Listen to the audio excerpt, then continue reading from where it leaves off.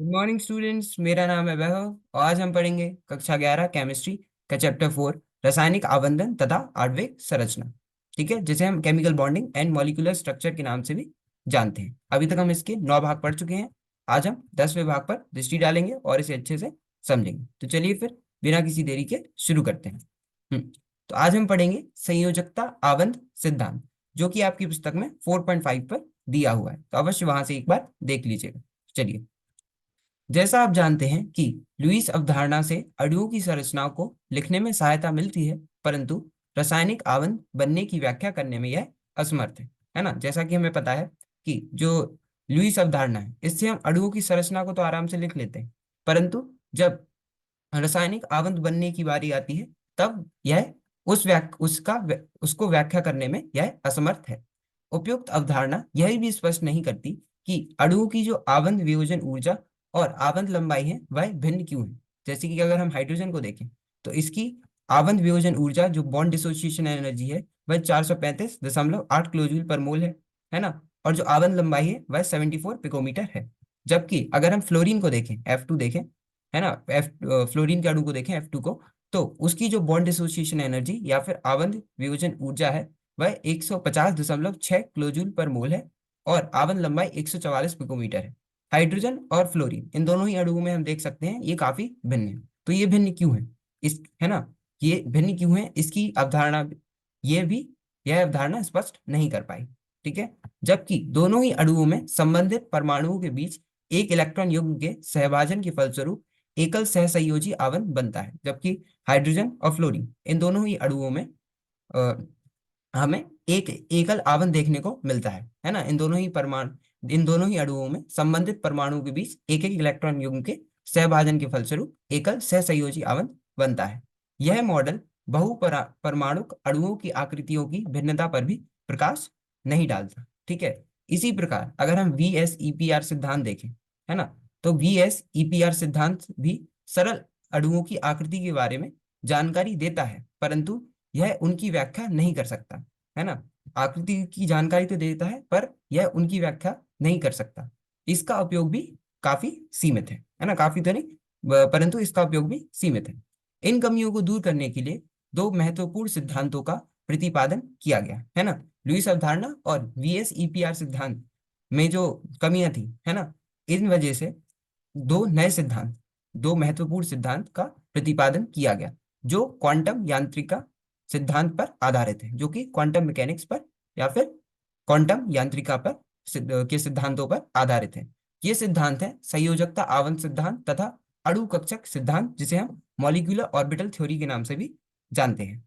ठीक है, इस सिद्धांत का विवेचन परमाणु कक्षकों, तत्वों के इलेक्ट्रॉनिक विन्यासों, परमाणु कक्षकों के अतिव्यापन और संकरण तथा विचरण एवं अध्यारोपण के सिद्धांत के ज्ञान पर आधारित है ना। देखो, इस सिद्धांत का विवेचन परमाणु कक्षक जो होते हैं, है ना, परमाणु कक्षकों, तत्वों के इलेक्ट्रॉनिक विन्यास, ठीक है, परमाणु कक्षकों के अतिव्यापन और संकरण तथा विचरण एवं अध्यारोपण, है ना, विचरण मतलब वेरिएशन और अध्यारोपण मतलब सुपरपोजिशन के सिद्धांतों के ज्ञान पर आधारित है ना। याद रखना क्या क्या, इलेक्ट्रॉनिक विन्यास, परमाणु कक्षक, परमाणु कक्षकों के अतिव्यापन, संकरण तथा विचरण एवं अध्यारोपण। ठीक है, इस सिद्धांत का वर्णन केवल गुणात्मक दृष्टि से तथा गणित का उपयोग किए बिना ही किया जाएगा। आइए प्रारंभ में सरलतम सरलतम अणु हाइड्रोजन के विचलन पर विचार करते हैं। ठीक है, अभी हम सबसे सरल अणु जो कि हाइड्रोजन है, मतलब H2 है, इसके विचलन पर विचार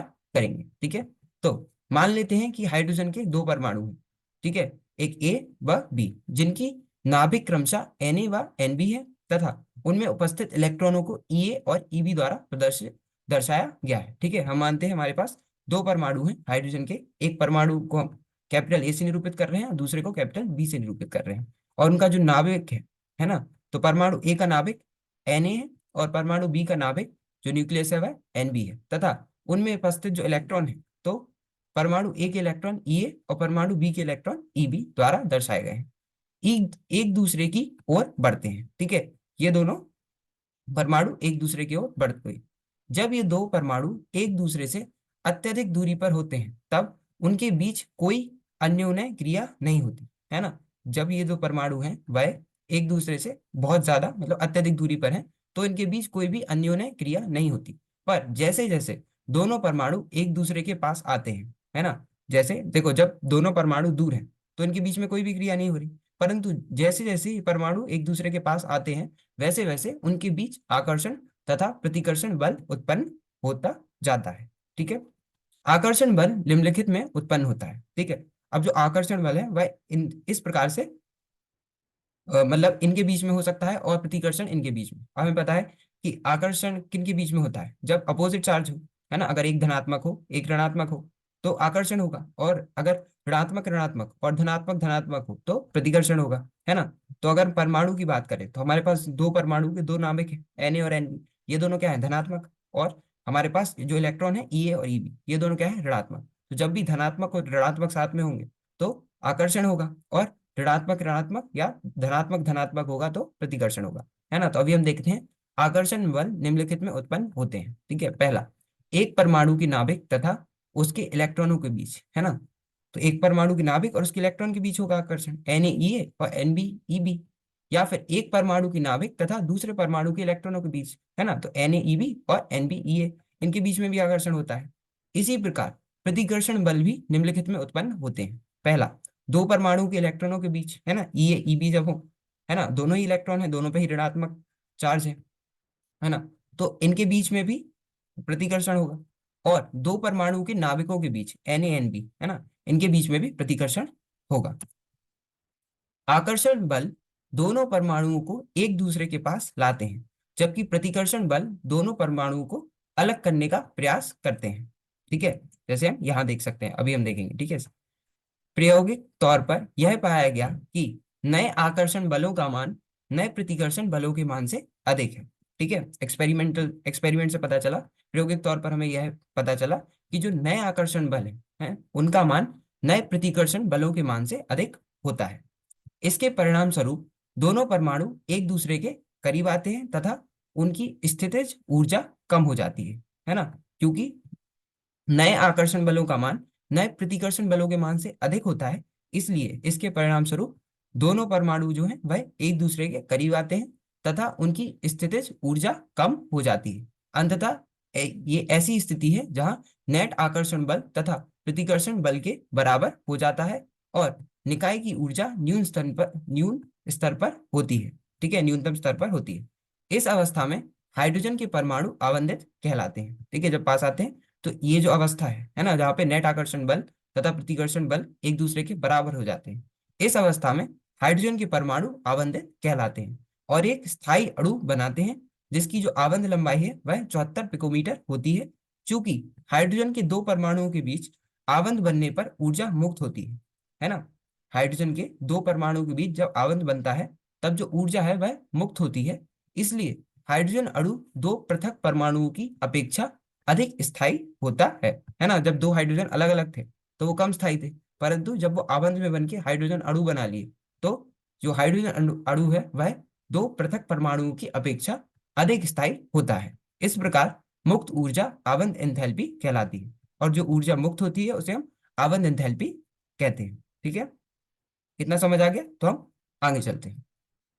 अब देखिए, ये चित्र है, ये क्या है, ये आकर्षण बल को दर्शा रहा है और ये प्रतिकर्षण बल को दर्शा रहा है। तो आकर्षण किसके, Ha और Ea, है ना, मतलब ये जो धनात्मक है और ऋणात्मक है तो नाभिक और इलेक्ट्रॉन के बीच में, है ना, ये आकर्षण हो रहा है, या फिर इस नाभिक और इस इलेक्ट्रॉन के बीच में आकर्षण हो रहा है, या इस नाभिक और इस इलेक्ट्रॉन के बीच में आकर्षण हो रहा है, या फिर इस नाभिक और इन इलेक्ट्रॉन के बीच में आकर्षण हो रहा है। तो आकर्षण हमेशा धनात्मक और ऋणात्मक इनके बीच में ही होगा, है ना। जब एक धनात्मक और दूसरा ऋणात्मक हो तब आकर्षण होगा, या दूसरा, या फिर इसका उल्टा हो, मतलब पहला ऋणात्मक दूसरा धनात्मक, तब भी आकर्षण होगा। परंतु जो प्रतिकर्षण है वह तब होता है जब दोनों समान हो, जैसे धनात्मक धनात्मक या ऋणात्मक ऋणात्मक। जैसे कि यहाँ देखें तो इन दोनों इलेक्ट्रॉनों के बीच क्या हो रहा है, प्रतिकर्षण हो रहा है ना, और यहाँ पे इन दोनों नाभिक के बीच में प्रतिकर्षण हो रहा है, क्योंकि ये क्या है, ये समान है, ये भी ऋणात्मक है और ये दोनों भी धनात्मक है ना। तो ये था चित्र 4.7, H2 अणु के विचलन में आकर्षण तथा प्रतिकर्षण बल। ठीक है, इतना समझ आ गया, तो हम आगे चलते हैं। अब ये देखिए, यहाँ पे हाइड्रोजन का विरचन हो रहा है। ये जो हाइड्रोजन है इसे 435.8 किलो जूल पर मोल ऊर्जा दी जा रही है, जिससे ये दो हाइड्रोजन के परमाणु में इसका विचलन मतलब अलग अलग हो रहे हैं, ठीक है, मतलब पृथक हो रहे हैं, ठीक है। तो क्या हुआ, हाइड्रोजन है, हाइड्रोजन को ऊर्जा दी, और हाइड्रोजन का जो अणु है वह दो परमाणुओं में बट गया। इसका जो ग्राफ है ना, जैसे ये बना है, यहाँ पे हमने ये एक्स कक्षक लिया है और ये वाई कक्षक लिया है। एक्स कक्षक में अंतर नाभिक दूरी है ना, मतलब दोनों नाभिकों के बीच में, दोनों परमाणुओं के नाभिक के बीच में जो दूरी है उसे हमने एक्स कक्षक पे लिया है। और यहाँ पे हमने ऊर्जा ली है, ठीक है, जो ऊर्जा दी जा रही है वह ऊर्जा ली है। तो जो ग्राफ है वो कुछ इस प्रकार से बना है। ये क्या है, चित्र 4.8, H2 अणु के विचलन के लिए H परमाणुओं के बीच अंतर्नाभिक दूरी की सापेक्ष स्थित ऊर्जा का आरेख, आरेख में न्यूनतम ऊर्जा स्थित H2 की सर्वाधिक स्थायी अवस्था होती है, ठीक है। तो मतलब ये H2 अणु के विचलन के लिए ये ग्राफ, ये आकृति दी हुई है, ठीक है। तो यहाँ पे हमने ऊर्जा ली है और यहाँ पे हमने अंतर्नाभिक दूरी ली है। तो हमें पता है जो आवन लंबाई है वो 74 पिकोमीटर होती है, और जो ऊर्जा है वह कितनी है, 435.8 किलो जूल पर मूल है, जो कि यहाँ बढ़ती जा रही है, और अंतर्नाभिक दूरी भी यहाँ बढ़ती जा रही है एक्स कक्षक पे। तो जो ग्राफ है वो कुछ इस प्रकार से आएगा। ये जो है ये क्या है, पृथक्करण दूरी है, और ये जो है ये आबंध ऊर्जा है ना, जो कि हमने वाई कक्षक पे लिया है। तो ये जो डॉट डॉट डॉट से दिख रहा है ये क्या है, आबंध ऊर्जा है। इसका ग्राफ कुछ इस प्रकार से आता है। ये आपको याद रखना है कि जब ऊर्जा और अंतर्नाभिक दूरी के बीच जो ग्राफ बनेगा वह हाइड्रोजन का कुछ इस प्रकार से बनेगा, ठीक है। ये जो स्थिति है ना, इस स्थिति पे जो हाइड्रोजन है वह सर्वाधिक स्थायी होता है, ठीक है। यहाँ पे भी दिया हुआ है कि H2 अणु के विचलन के लिए H परमाणु के बीच अंतर्नाभिक दूरी की सापेक्ष स्थितिज ऊर्जा का आरेख यहाँ पे हमें दिया हुआ है। आरेख में जो न्यूनतम ऊर्जा स्थित है, स्थिति है ना, हाइड्रोजन की जो न्यूनतम ऊर्जा स्थिति है वह हाइड्रोजन की सर्वाधिक स्थायी अवस्था दर्शाती है, ठीक है। इतना समझ आ गया तो हम आगे चलते हैं। हम देखेंगे कक्षक अतिव्यापन अवधारणा, जो कि आपकी पुस्तक में 4.5.1 पे दिया हुआ है। ये इसी का भाग है 4.5 का, ठीक है। हाइड्रोजन अणु के विचलन में इस अवस्था में न्यूनतम ऊर्जा अवस्था प्राप्त होती है, ठीक है। हाइड्रोजन अणु के विचलन में जब हाइड्रोजन अणु का विचलन होता है तो इस अवस्था में न्यूनतम ऊर्जा अवस्था प्राप्त होती है।